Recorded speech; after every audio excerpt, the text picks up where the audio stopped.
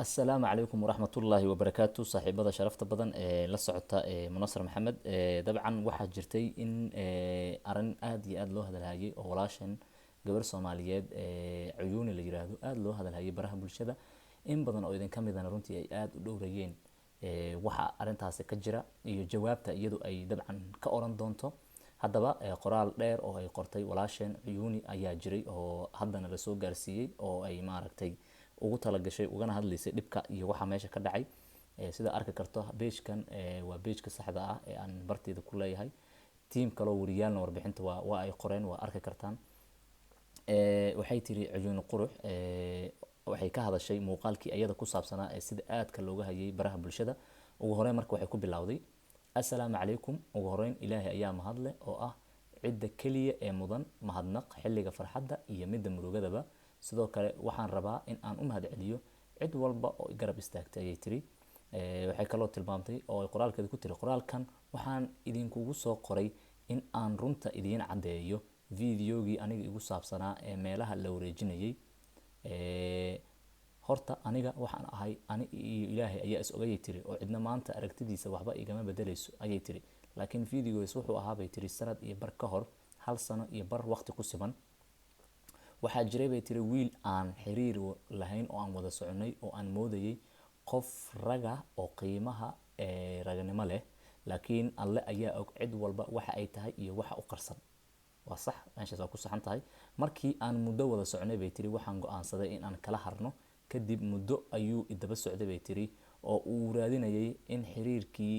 soo celiyo markii uu iga quustay kadib ayuu maalin maalmaha ka mid ah ii soo diray fiidiyogan ayay tiri wuxuuna isku dayay bay tiri inuu si qasaba xiriirkeena usoo celiyo anna waxaan ka fakarayay in aan wadadaas xun sii qaado anigoo ka baqanaya bay tiri fiidiyogaas in uu u faafo sidoo kaleetana in aan caqabadan wajaho oo aan ku iraahdo waxaa doonto samee ayaan kala dooranayay tiri gabadha maasha allah waayo waxay tiri qofka maalin ayuu dhashaa maalinna waa uu dhintaa in aan anigoo dambi qarinaya aan dambiyaalo noloshayda ka haro sameeyo la hara sameeyana waa dabcan iguma socon bay tiri waxaan ka doorbiday bay tiri in nabarka uu hal mar uu igu dhaco kadibna aan xor noqdo sidaa daraadeed maanta wixii uu awooday wuu sameeyey waa sax dabcan wixii uu awooday ninka waa uu sameeyey waa saxan tahay aniga alla ayaa i og balse aniga waxaan rabaa bay tiri in aysan i niyad jebin sababtoo ah waxaan ahay aniga iyo rabbi subxaanahu watacaala ayaa og alla ayaa is ogay tiri cabsi iyo maxay kaloo tiri cizina isaga ayaa iga mudan wallahi waa ku saxantaa meeshaas alla ayaa cizi iyo cabsiba kugu leh waxay kaloo tiri oo ay tahay bay tiri in aan u wada laabano waa sax laakiin waxaa ila qaldanaatay in aan dambiyo kale sii galo intii aan ka fakarayo oo aan ka cabsanayo bay tiri waxa bulshada ku falcelin doonto ugu dambeyn bay tiri codsi walaalayaal waxaa jira bay tiri warar been abuura oo dad magaceeda ku qortay iyo kuwa kaleba ay isdhex wadaan kuwaas oo dad aan dambi lahayn sawiradooda meelaha soo dhigaya oo balse waxaan rabaa in aan idiin caddeeyo bay tiri warkaas waa been abuur oo ma jecli bay tiri in qof beri ka ah been dusha laga saaro lagana faafiyo sidaa daraadeed bay tiri arrinta qusaysa falcelinta iyo waxa aan ka yeeli lahaa qofka waxaas igu sameeyey ayay tiri waxaan rabaa in aan bay tiri aan uga dambeeyo familkayga sidaa daraadeed waxaan si xushmad iyo qadarin leh idinkaga codsanaya in arrintaas aad joojisaan ka hadalkeeda oo aan u madax banaaneyno bay tiri qoyskayga waana mahadsantihiin bay tiri dabcan warbixintan gabadha ayaa qortay dabcan waxaa arki karnaa beejka kale ayaan fiirinaynaa ninkan odayga isna fiirinaynaa beejkiisa weriye cali isna dabcan sidaan arki karno dabcan aan arki karno gabadha qoraalkeedii ayaan baadi goobeynaa la soo geliyay waa arki kartaan iyadana waa kana waa ku jira dabcan qoraalkii ay qortay waaye dabcan marka waxaa jira waxay tahay in gabadhan aad loo dulmiyey gabar walaasheen ah oo Soomaaliyeed oo runtii aad iyo aad iyo aad dabcan u baahan in garab istaag loo muujiyo oo ay tahay in laga warqabo gabadhan walaasheen ah tacaddi noocaas loo geystan aysan wacnayn ayaa lagu tacdiyay laguna xadgudbay runtii wax aad iyo aad iyo aad u qaab daran oo dhaqan wanaagsan aan ahayn waa lagu la kacay ragga Soomaaliyeed ee dhaqamada noocan caadaystayna aniga runtii aad bay ii damqanaysaa in gabar walaasheen ah oo Soomaaliyeed dhibaato noocaas intaas la eg loo geysto runtii aaday maaragtay u tahay wax aan la aqbali karin. xaqiiqatan aadna waan uga cudur daaranaynaa in ficilkan uu ka dhex dhacayo rag Soomaaliyeed oo dhibaatooyin noocaas u geysanaya gabar walaashooda ah. runtii waxa waa dabcan aad u qaab dara ah. laakiin dadka kale ee Soomaaliyeed ee aad ku wada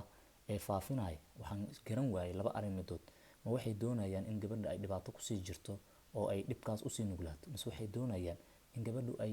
arrintaasi ay ka gudubto oo nolosheeda ay hore usii wadato.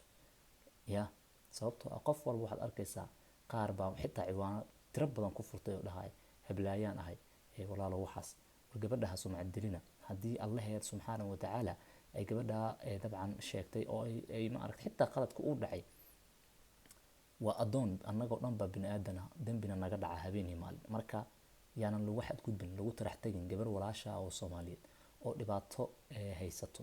waxaan dadka Soomaaliyeed gaar ahaan ragga iyo haweenka iyo weliba kuwa gruubyada maaragtay tirada badan ee Facebook dhex yaaca aan ka codsanaya inay joojiyaan magac dilka gabdhaha Soomaaliyeed. dad badanna aad ay uga careysnaayeen ugana hadlayeen runtii waan ognahay, laakiin waa wax aan maaragtay wanaagsanayn, lagana qurux badan yahay in qof walaasha ah oo adiga maaragtay aad badbaadin karto af iyo adinba inaad adiga kusii digato oo aad ku xadgudubyo dabiiciya u geysatona wax wanaagsan ma ah. runtii waxaan soo jeedin lahaa aniga in arrintan dabcan laga fikiro. qoraalka gabadhana runtii si xigmadaysan oo la fahmi karo ayuu u cadaa oo uu maaragtay hooga tusaaleenayay. marka dadka Soomaaliyeedu walaashiin u damqada oo u naxa, iska daaya ficilada xunxun muxuu ahaa falcelintan inkaaran ma la jiray oo aad walaashan la daba taagantihiina ka daaya. kaligeed ma ahane gabar kasta oo Soomaaliyeed ayuu quseeyaa muxuu ahaa. marka waxaan codsan lahayn in maaragtay arrintan aad maaragtay dejisaan oo aad gabadhan sumcadeedana dhowrtaan. ragga Soomaaliyeed waxaa idinkugu baaqayaa in qofka walaashiina ay dumar ah aad u ceeb qarisaan. ilaahay ha idin ceeb qariyo. qofka qof walaalkiisa u ceeb qariyana dabcan waa isagoo loo ceeb qariyay. marka waxaan codsan lahayn inay ayaguna sidaas u maaragtay fahmaan ay joojiyaan xadgudubyada noocaas oo kale ah oo ay ku tagrifallayaan gabar walaal ah oo Soomaaliyeed. intiinan wanaagga iyo falcelinta quruxda badan soo jeediyeyna runtii dad lagu daysado oo wanaagsan baa tihiin. xaqiiqa waxaad u wanaagsan tihiin waxay tahay inaad soo jeedinaysaan falcelin qurux badan oo ah inaad ka dhiidhiseen ficilka walaashin loo geystay. laakiin dadka maaragtay ujeedooyinka kale durugsan leh runtii aad baan uga cudur daaranaynaa inay arrintaas naga daayaan. waana ka codsanaynaa inay arrintaas maaragtay joojiyaan oo halkaasi ay kusoo idleeyaan. saaxiibada sharfan aan u mahad celinayo waxaa ka mid ah dadka garab istaaga u muujiyey